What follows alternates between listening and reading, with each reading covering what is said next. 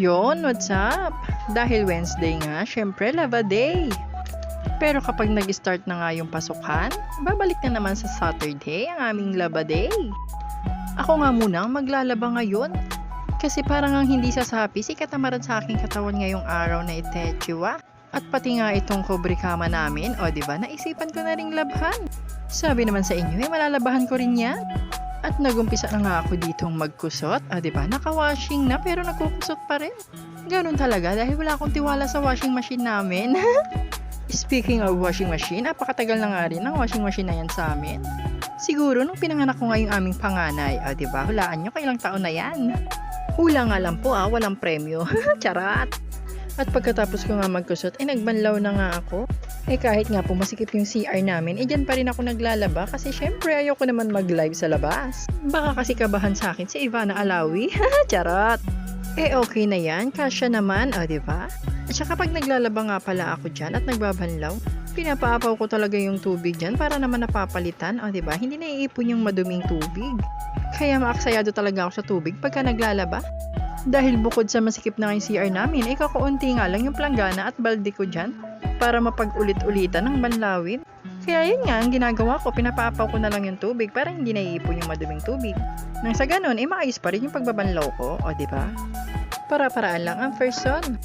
At pagkatapos ko nga banlawan, ini-stack ko nga muna sa isang lagayan. Kasi nga sabay-sabay ko silang ida-dryer. Nilipat ko na kasi yung dryer namin sa labas ng kwarto namin. Kasi nga wala na space sa aming munting bahay, diba? At nung matapos nga ako mag-washing at magbanlaw, pinalabas ko na nga sa kanya yung mga ida-dryer ko. At sabi nga niya dyan, bakit binibidyo ko na naman daw siya? Anong gusto mo? Bugbugin kita. O sige, mamili ka, ibibidyo kita o bubugbugin kita.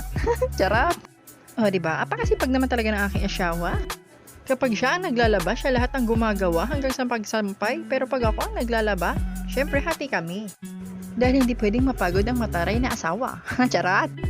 At yun na nga, nag-dryer na nga ako dyan. Diba, sabi sa inyo, nasa labas na ng kwarto namin yung dryer namin. Kasama na sila ng mga case at mga bote ng soft drink. At sa sobrang sikip na nga ng bahay namin, ipansinin nyo naman, yung mga sapatos namin nasa itaas na. Diba, mga nakabitin na. Parang yung mga nakikita sa palengke na ibinibenta. Pero sa totoo lang, doon ko nga nakita yung ideyang ganyan. Diba? Space saver tayo. Lahat talaga ng paraan gagawin, lumuwag lang yung bahay. Diba? Apakatagal naman kasi yung mag-i-sponsor sa amin ng malaking bahay. Diba? Charat! Bakit naman kasi alam mong maliit lang yung bahay mo pero bili ka ng bili ng mga gamit? Kaloka ka? Tapos ngayon magre-reklamo ka na masikip na yung bahay mo? Diyos ko ka?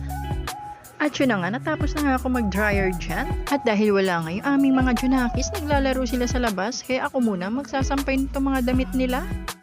Baka naman sinadya lang talaga nilang lumabas kasi alam nilang naglalaba ako. Syempre, matik na yan. Kapag ka naglalaba nga kami, sila nga ang tagasampay ng mga damit nila. Diba? Parang nautakan ako dun Pero okay lang naman kasi nga, ginaganahan nga ako magkilos-kilos ngayon kasi parang hindi ko nararamdaman na may sumasapi sa akin kung anong katamaran dyan.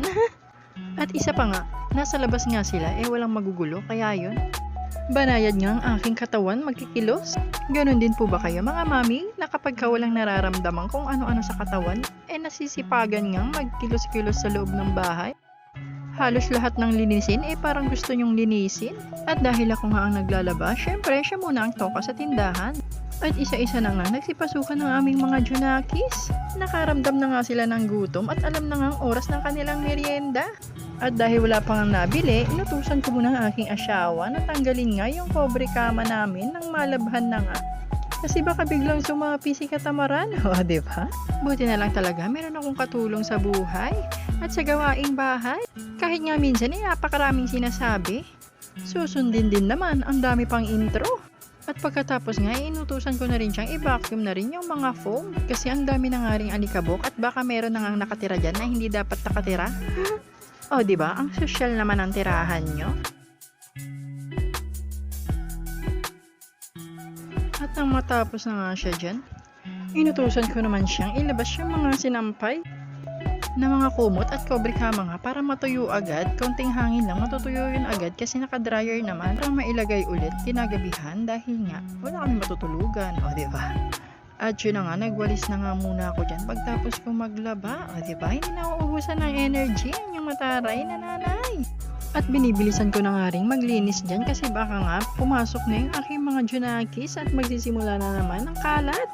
At nagsiuwi nga lang kanina para magmerienda tapos nagsilabas ulit. Aba, magaling!